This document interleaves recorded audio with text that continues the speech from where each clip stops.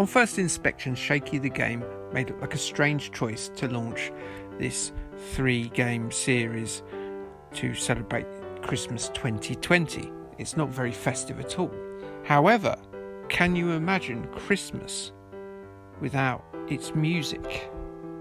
Can you imagine, let's say, Star Wars, Indiana Jones or Superman without their score by the peerless John Williams? They'd instantly be lesser movies. They'd lose something. They'd lose quite a lot, actually. Christmas is the same, for better or worse. Without those same 30 or so songs played on loop, Christmas would be just a weird cold time where everyone lost their minds and dressed their house like Danny the Roo, dragged an old tree indoors and wasted their savings buying tat that their friends don't want or need in the name of the womb springing of a magic 2,000-year-old baby. I mean, it is still that, but it would be a bit quieter and a lot less atmospheric. Some people love Christmas music. The other people work in retail. Here's me cursing Shakin Stevens himself during an overnight shift at 4 a.m, for example. Shut up, Shaking Stevens. It's 4:30 in the morning. I cannot cope with your joviality. Whamageddon is a game you'll always lose in early November if you work in retail. Shakin Stevens had a brilliantly successful pop career and managed to release a Christmas song in the golden era for new Christmas songs that lasted from the mid-70s to the mid-1990s. Whilst the likes of Jingle Bell Rock and White Christmas and Christmas carols, of course, get a lot of airplay, there seemed to be a new thirst for a 20-year period for new Christmas songs that would prove to be certified seasonal money spinners for the likes of Slade, Wizard and Shakin Stevens here. You don't need a retirement plan if you've released Merry Christmas Everyone. That cash caravan of Crimbo seemed to close after Mariah Carey caterwauled her warbling cacophony in 1994. Newer songs, well, they're either not being written or they don't seem to make the grade in terms of being perennial favourites. The familiarity of Christmas, the Groundhog Day clad in garish tinsel, keeps these old songs alive like musical vampires who feed on festivities. Shakin Stevens had success before Merry Christmas Everyone, though. I don't want to downplay his achievements. A Welsh singer-songwriter with a taste for rock and roll sounds from the 1960s. Well, he was actually the biggest selling UK singles artist in the 1980s. The guy knew how to market nostalgia, clearly.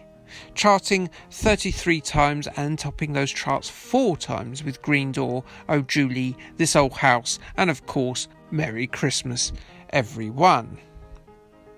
Shaky did pretty well for himself despite being an Elvis Presley replica that you buy on wish.com. It sort of looks and sounds like the original, but it's just a bit inexplicably shoddy. And, by the way, his real name is Michael Barrett. Where does Stevens come in? If you wanted to indicate that you gyrate in an alliterative way, sir, you'll have to go with Moving Michael or Bobbin Barrett. I'm sorry, those are the rules that I've just made up this second.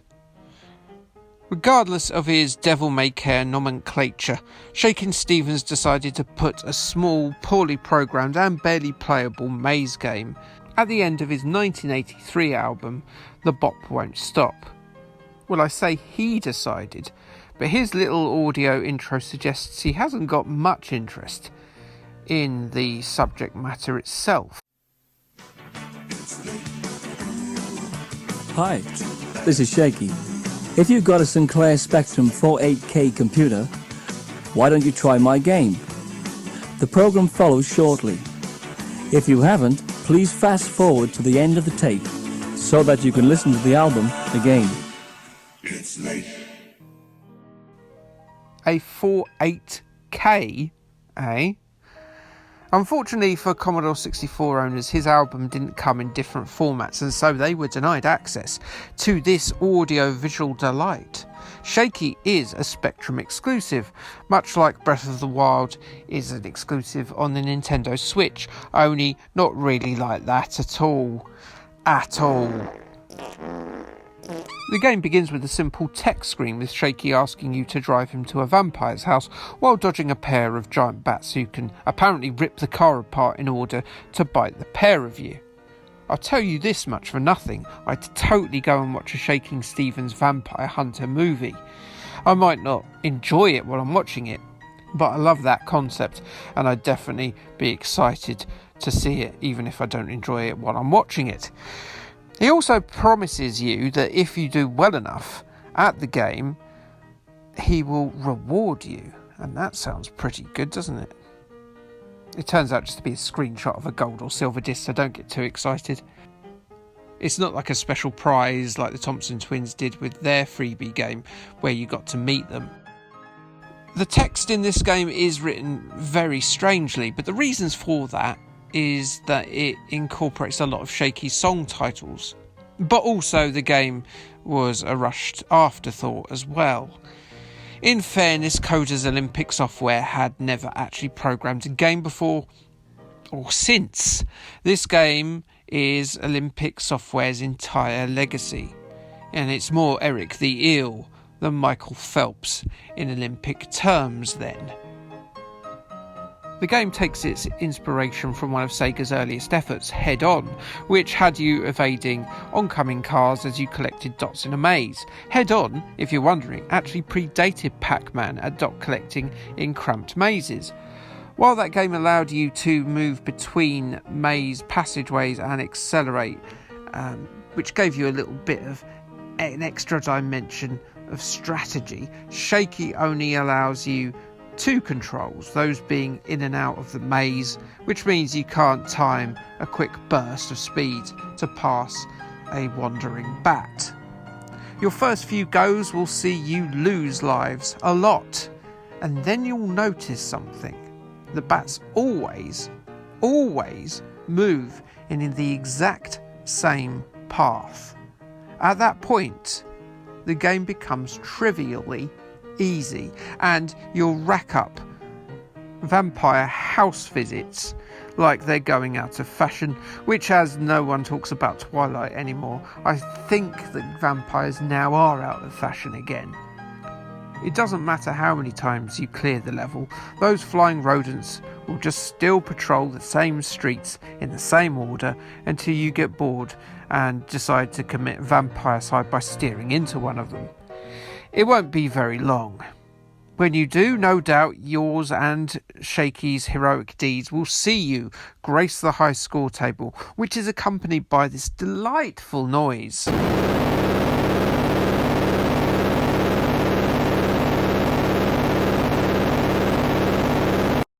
And maybe a gold or silver disc if you're super lucky. Ooh, goody goody gumdrops. Aside from a few bips and bops, that high score sound is one of the few noises in the game, which means we're denied a 48k equivalent of This Old House or Merry Christmas Everyone. There is very little in the way of much else at all, really. All you do is confuse some very dim bats, though you can increase the difficulty of the game by selecting 1 to 5 on the title screen. This basically just speeds it up bit by bit until its woody controls render it completely impossible. The bats still flutter down the same aisles, no matter what the difficulty level, like a parent looking for a toddler's lost shoe in Tesco. There are no reviews available, which shouldn't really come as a huge surprise, as Shaky the game wasn't released in the traditional manner. Perhaps the best way to look at this is that it is a terrible game, as bad as anything I've played on this channel, be that EastEnders or Auf Wiedersehen Pet, but it's not a commercial release. It's more of a freebie, a curio, a Christmas gift, if you will. And from that point of view, it's nice, isn't it? It's like many Christmas gifts, it's the thought that counts. Please don't buy me any more Toffifee or Lynx though. Well, I don't know about you, but I'm not really a fan of Christmas songs, and not just for their ubiquitous nature. They don't represent any sort of Christmas that I've ever had. I've never broken up with a heroin addict in New York. I've never dropped Rehypnol in a girl's drink while telling her it's too cold for her to go home, or ridden in one or even multiple horse sleighs. And for the many Christmas songs that have snow in them, well, it hasn't snowed down my way on Christmas Day since the very early 80s. I tell you what, give me a song about arguing about politics, or the farting shame of overeating while sitting in the glow of a Christmas tree lights. Until then, here's to Merry Christmas Everyone, a song that gave me a very tenuous review for my month of Christmas specials, which you can see through the whole of December, funnily enough. Like, subscribe, and quack if you so wish in the comments below. Okay, thanks, bye.